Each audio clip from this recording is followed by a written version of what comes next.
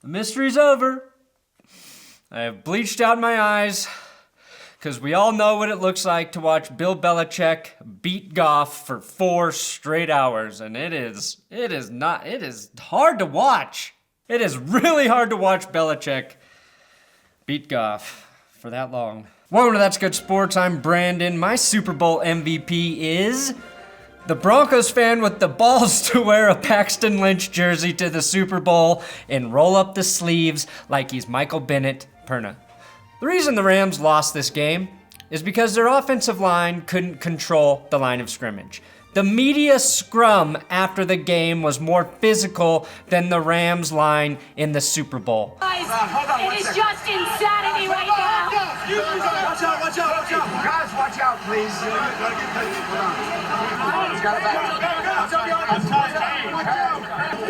Jesus, are you okay? Just stay tight, all right? And when you throw in this open-mouth kiss between Brady and Kraft, that scrum was far more dirty than Ndamukong Suh was during the Super Bowl. Now I do credit Patriots fans for having the focus to boo Roger Goodell during the trophy ceremony. Robert, 17 years ago, the Patriots won their first Super Bowl. That is a well-coached fan base. Now personally, I have learned to feel nothing after a Patriots Super Bowl win. What's it called when you no longer feel pain from the thing that hurts you over and over and over again? That's what I've done with Tom Brady winning Super Bowls.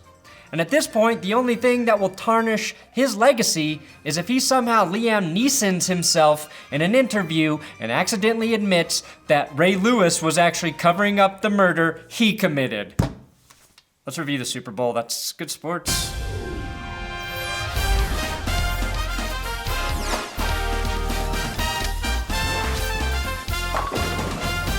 If you don't even care anymore that the Patriots won the Super Bowl, thumbs up this video. Fudge. Or subscribe here. That would help the pain. Now, Tekashi 6ix9ine might be going to jail for 47 years, okay? He is 22 years old. 47 plus 22 is 69. Rob Gronkowski made his biggest play on the Patriots' only touchdown drive, which was also 69 yards. All I can hope this means is that, like Tekashi 6ix9ine, we don't see the Patriots in another Super Bowl for 47 years, at which point I will have been dead for exactly 39 days. Thanks to L. Hill I for the Tekashi 69 stats on Twitter. Also, if you think my conspiracy theories are far-fetched, why else would CBS run a Scientology commercial before the game? After seeing that, Jose Canseco was like, "The aliens have warned me. They did not help L. Ron Hubbard write that shit. Stay away." I am thankful that this Super Bowl taught me that Rob Gronkowski's friends might be worse at math than he actually is. And they said that rounds down for some reason to 1. And they said if I get 2 rings, that means I get another ring, I'll have 2.5, and that rounds up to 3, baby. So there you go. I got 3 rings now, baby. Woo! I mean, I've never been great at math. I don't know what you just said, but Me neither, but I got 3 rings you now. got 3 rings. That's all that matters. Now, this Super Bowl, in terms of ratings, hit a 10-year low. Julian Edelman, with his 10 catches for 141 yards, won MVP, which is a nice consolation prize when he realizes Brandin Cooks will make $27.5 million next season. More than Edelman has made in his entire career. The thing the Patriots do the best is screw their own players. Now, the Patriots defense held LA, the second highest scoring offense this season, to just 3 points. Maybe recognize the defense. Stephon Gilmore, 1 interception, a forced fumble, had 5 pass breakups. Maybe he deserved Super Bowl MVP. Now, every year, somebody puts together a compilation video of the losing team's fans reacting to their team's loss in the Super Bowl or the playoffs. We've seen it for the Saints the last 2 years.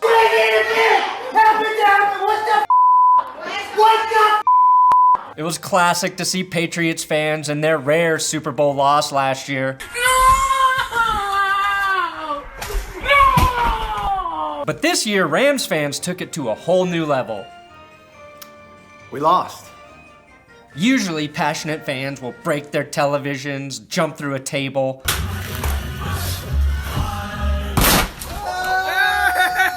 but the worst thing a Rams fan did last night was this.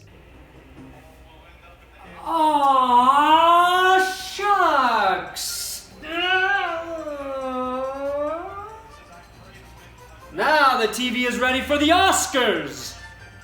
LA's real Super Bowl. Now, the Los Angeles Rams defense played their best game of the entire season. The Rams caught more of the lucky breaks in this game. That never happens against New England. Like when C.J. Anderson's fumble rolled out of bounds, and Stephen Gostkowski missed a field goal after Jim Nantz cursed him. In the games this year, the Falcons games, there was not a missed field goal in this stadium. A couple of PATs that were missed, but all kickers, Falcons and opponents, 31 of 31. Gostkowski from 46 out. Did you do it to him again? Don't blame the announcer. Gostkowski. No good. And yet the Rams still lost because the only two shitty calls from the officials went against them. This holding call for perfect blocking by Rams center John Sullivan on a Todd Gurley first down run. That was a huge blow to the struggling Rams offense. Another huge call, a personal foul against Nickel Roby-Coleman for tackling Rex Burkhead. The no call on the Goff hit as he goes out of bounds. And of course, Gilmore hooking Cooks the play before the big interception. Okay, so there were 4 bad calls against the Rams. The Patriots defense played so good, the refs were like, a rushing first down? Gotta be holding. Hey Dave, who's the hold on? I don't know, I just threw the flag because there's no way the Rams didn't cheat to get that many rushing yards. Aw, shit, Dave? Well, all right, go ahead, call it on the center. He's always in a scrum. Nobody will be able to tell if he really held or not. Also, Dave, we already made up for that Nickel Roby-Coleman no call that we missed in the NFC Championship game, you idiot. You shouldn't even be allowed to drive a car, let alone officiate a game, Dave. Everybody hates Dave. The other, and much more real reason the Rams lost, other than Belichick being a Scientologist, is the stage was just too big for Jared Goff. He played like crap under pressure, missing reads on open receivers and throwing this pick in the red zone to all but seal the victory for the Patriots. Also, if the Rams had a big-bodied wide receiver to throw to in jump ball situations, they might have won this game. The reason New England let Brandin Cooks go is because he can't consistently make contested catches. If he could, he would have had 2 touchdowns and won Super Bowl MVP. Not that these are easy catches, but if LA had one of those Megatron receivers that Sean McVay outplayed in high school, they could have won. Now Wade Phillips had a hell of a game plan for Tom Brady. Seeing Tom Brady make shitty throws because he was confused really makes me angry that John Elway let Wade go. I mean, Brady's first throw in Super Bowl 53 was an interception. A great play by Corey Littleton, and still the Rams lose. That's like when you actually go home with the hot woman you've been hitting on all night at the bar, but then can't get it up because you had to drink 6 whiskeys just to get the courage to talk to her in the first place. And just like the Rams, you don't score on the weekend, and you wake up embarrassed and ashamed Monday morning. Now, my only solace from this game is watching Aaron Donald throw Tom Brady to the ground like a ragdoll. Ragdoll, living in the city, I'll tumble for you. You see me rolling, rolling, rolling, rolling, rolling, rolling, rolling, rolling, rolling, rolling, rolling, rolling, rolling, sorry. Tom Brady was like, I fear you not, Donald. Tonight, I shall play like shit. Utter shit. Which is what you get when a cow lays down in her own cow pie. And then the cow shit sticks to her udder. And then you, Aaron, you will drink that milk. You will drink it up. Brady always messes up movie quotes. I can throw picks tonight. I can miss open receivers. You can even strip me of the ball, but my offensive line will recover it for me. I am Tom Brady, your cow shit-eating nightmare. I eat that cow shit. And that's why Brady kisses everyone. It's not a loving gesture. It's a sign of dominance. The cow shit lips. Fuck. Kiss your son with that mouth, Tom? You know who else kissed a male family member? Michael Corleone, before he killed his brother. Personally, I loved watching the defense in this game. but you know it's boring when Patriots fans aren't even paying attention. This jerk was probably already busy booking tickets for next year's Patriots Super Bowl. And the Patriots went into halftime with a 3-0 lead. The biggest offensive play for the Rams came during the NFL halftime commercial when Todd Gurley ran for about 4.5 yards right here. And the one thing I never thought football would do to me is force me to say Maroon 5 was better than football. Now, congrats to anyone who bet that there would be more members of Maroon 5 than points at halftime. Congrats to Adam Levine for cursing the Rams with his California tattoo. My dad asked, why is Adam Levine going to wear a guitar if he's not going to play it? Really, better observations than Tony Romo had during the game. Speaking of Tony, he summed it all up best after a failed Rams third down when he simply said, "This is hard to watch." Many notable Twitter people were pissed the Patriots got to have their third down horn during the Super Bowl.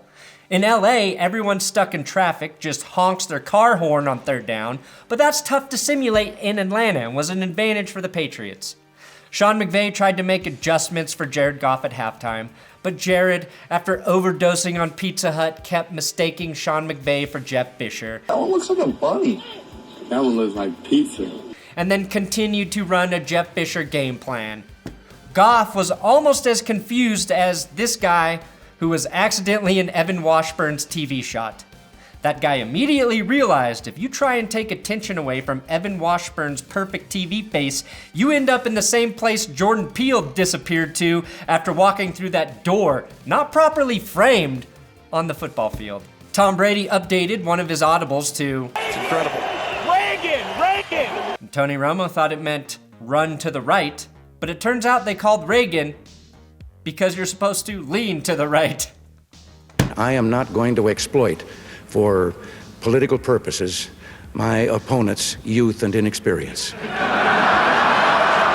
Is it just me, or is Julian Edelman's face and eyes getting smaller? Is that a side effect of PEDs? Does taking PEDs make you look like a Dragon Ball Z character? The only two Rams to really do anything impressive who didn't play on defense were punter Johnny Hekker, who now holds the record for longest punt in Super Bowl history, which is about as brag-worthy as me talking about making the longest bowel movement in toilet bowl history. I couldn't have done it though without a great Wi-Fi connection in my bathroom, HBO Now, and all of that cheese I ate leading up to the event. The Rams didn't score until almost the fourth quarter, and again it was special teams stealing the show. Greg the Leg, who gooch blasted a 53-yarder, gave us all false hope that the Rams could win. Tom Brady won a Super Bowl by throwing 0 touchdowns and an interception. Unlike Jared Goff, he was smart enough to throw his pick on the first play instead of the fourth quarter when his team really needed him to make a play. Brady apparently told Jim Nantz, he says, "I pray to win another Super Bowl, so help me. I'll never ask again. Can I just get this one," he said. Which at the very least is greedy as hell. That's like Jeff Bezos praying for another $1 billion. "Oh, please, dear Lord, give me my 143rd billionth dollar. It would mean so much to me if I could just have so much more success than everybody else." It would be like Meryl Streep praying for another fucking Oscar, or an Oscar praying for another pretty person to hold him. The Rams had a chance to tie the game down 10-3 with fewer than 5 minutes left in the game, and could have knotted it up with this Jared Goff dime to Brandin Cooks in the end zone. But because of course he did, Cooks drops the ball while Gilmore probably committed pass interference. A play later, the Patriots called a perfect blitz and Goff floated a ball that Gilmore probably could have used a fair catch on. The Rams wouldn't get the ball back until they were down by 10, and at that point, the game was over. This was the least entertaining Patriots Super Bowl since 1986. Probably the all-time most least entertaining Super Bowl, and Bill Belichick probably couldn't be happier with that defensive snooze fest. The only thing Belichick loves more than football is knowing none of us enjoyed watching the football he's coaching. The Dodgers averaged more runs per game in the World Series against the Red Sox than the Rams last night, and they both lost. Just like most people who moved to LA chasing their dreams. guilty. Now, the only hope that we have is that Gronkowski and Belichick both retire. It seems likely for Gronk, and I could see Belichick hanging it up after this 8th title, unless he's going to coach until he catches Phil Jackson with 11, at which point he will mutate an extra finger just to accommodate the rings. And I've heard Jose Canseco is consulting his aliens on the viability of growing an extra finger. So, definitely not congratulations to the Patriots. Thanks for watching another episode of That's Good Sports. Please subscribe here on YouTube. Just because football season's over doesn't mean I stop making videos. Don't forget that. I don't know what I'll do. I'm kind of like a lost child now. Give my friend at WillKey6 a follow on Twitter. He helps me write football-related videos. Aw, man. Glad this is over.